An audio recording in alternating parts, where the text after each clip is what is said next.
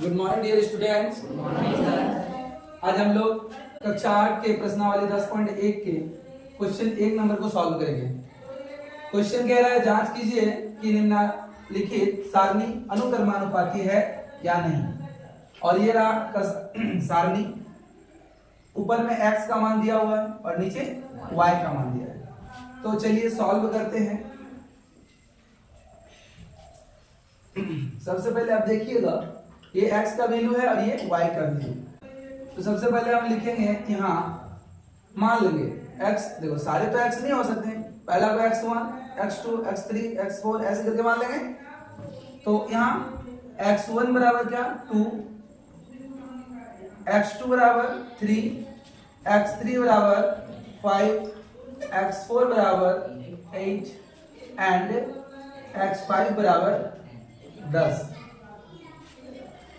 And दूसरा में क्या है y, ये सारे y के ही वैल्यू है, बट सारे को हम y बराबर इतना तो नहीं बोल सकते ना, इसलिए हम क्या लिख लेंगे y1 बराबर 6, y2 बराबर 9, y3 बराबर 15, y4 equal to 24 and y5 is equal to 30।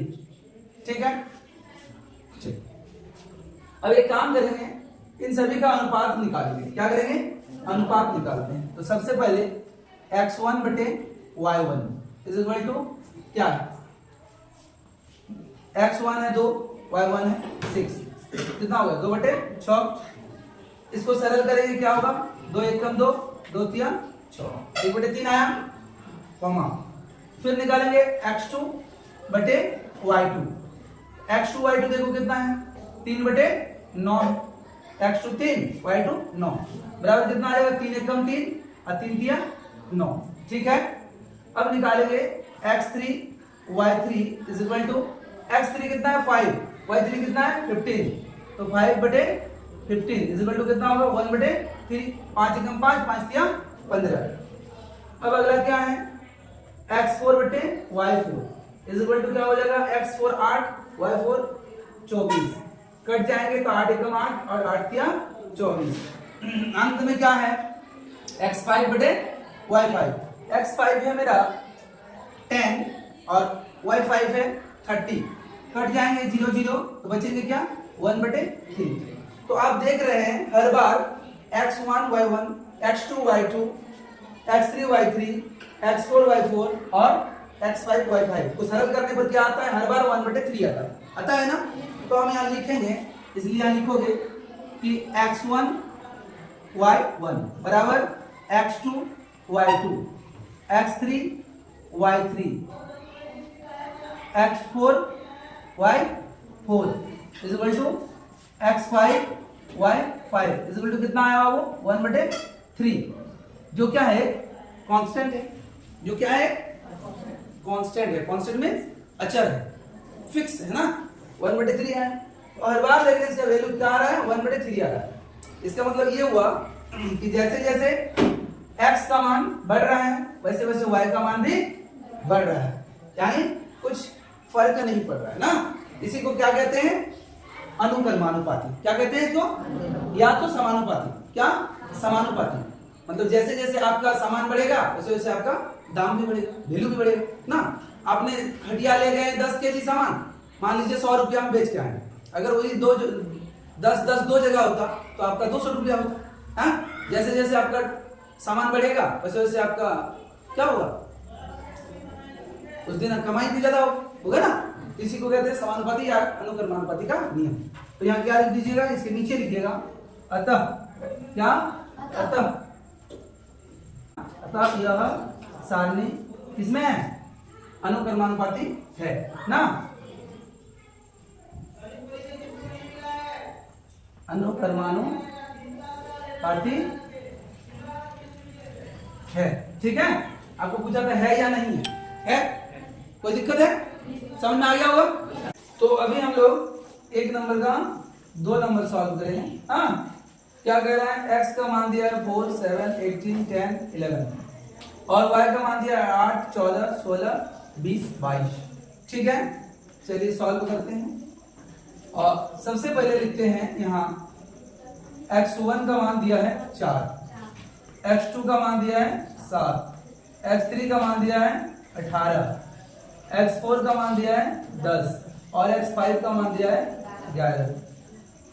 y1 का मान दिया है 8, y2 का मान दिया है 14, y3 का मान दिया है 20 है 16 ना 16, y4 का मान दिया है 20 और y5 का मान कितना दिया है 22। ठीक, ध्यान दीजिएगा।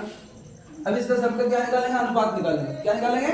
अनुपात निकालेंगे। तो सबसे पहला अनुपात किसका निकालेंगे?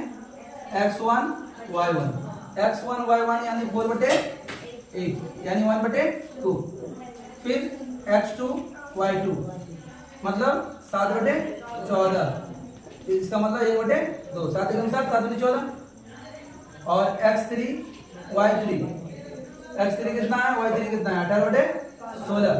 इसका अगर सरल करते हैं मानक रूप लिखते हैं तो क्या आएगा 9/8, 2 से इसको भाग देंगे 9 होगा, 2 से इसको भाग देंगे 8 होगा और ये कटेंगे नहीं ना, तो क्या हो जाएंगे 9/8 और x4 y4 इक्वल टू क्या हो जाएगा 10/20, तो ये क्या हो जाएगा 1/2 और अंत में क्या है x5 y5 इक्वल टू 11/22 यानी 11 कम 11 11 दूनी 22। तो आप देखेंगे कि हर बार अनुपात क्या आया 1/2 1/2 और इसमें नहीं आया, इसमें भी 1/2 इसमें भी 1/2, यानी जैसे जैसे x का वैल्यू बढ़ रहा है या घट रहा है इसका उसके साथ साथ y का वैल्यू बढ़ घट नहीं रहा है।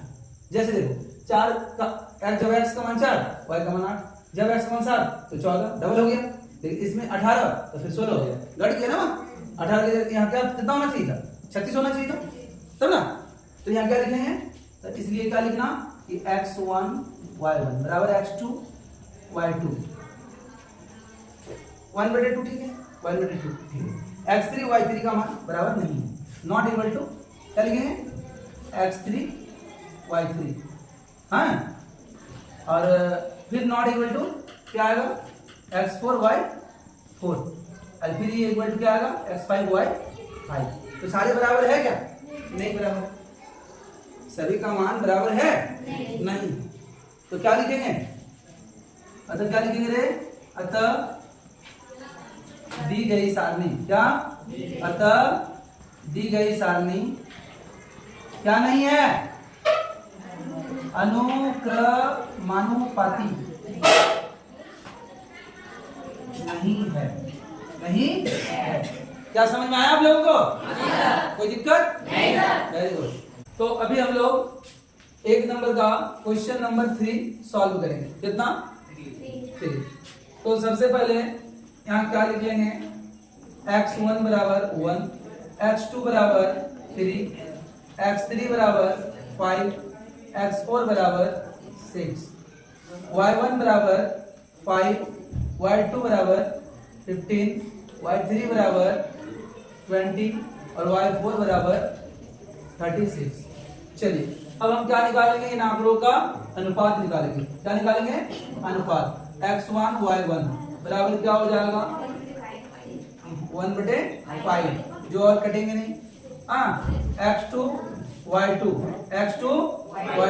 3/15 कट के क्या हो जाएंगे 1/5, 3 एकम 3 और 3 बचे 15, x3 y3 इक्वल टू क्या हो जाएगा 5/20 कट के क्या हो जाएगा 5 एकम 5 5 4 20 और x4 y4 इक्वल टू क्या हो जाएगा 6/36 इक्वल टू क्या हो जाएगा 1/6। तो अब आप देखिएगा ये जो अनुपात निकाले तो क्या सबके बराबर है? बराबर माने सम है क्या? सम माने बराबर। अगर अनुपात सम होता तो क्या बोलते थे समानुपात या अनुक्रमानुपाती है, लेकिन यहाँ क्या है देखेंगे कि बराबर है नहीं। 1/5 आया इसका, देखो इसका भी 1/5 आया, लेकिन इसका क्या आया 1/4 और इसका क्या आया 1/6। तो दी हुई जो सारणी है वो अनुक्रमानुपाती नहीं है या समानुपाती नहीं है। समानुपात का मतलब क्या है? समान अनुपात, जिसके अनुपात क्या हो समान हो, इसके अनुपात तो समान है नहीं। तो अनुक्रमानुपाती का दूसरा नाम क्या है समानुपाती। देख तो यहाँ क्या लिखेंगे, चूंकि x1 y1 equal to x2 y2, ये तो बराबर है। Not equal to x3 y3, not equal to x4 y4, ये नॉट इक्वल टू, हाँ हैं कौन वाला यहाँ ना y4, ठीक है। अब क्या लिखोगे, अतः दी गई सारणी, क्या दी गई सारणी अनुक्रमानुपाती, क्या अनुक्रमानुपाती नहीं है। समझ में आ गया होगा, उम्मीद करते हैं, ठीक है।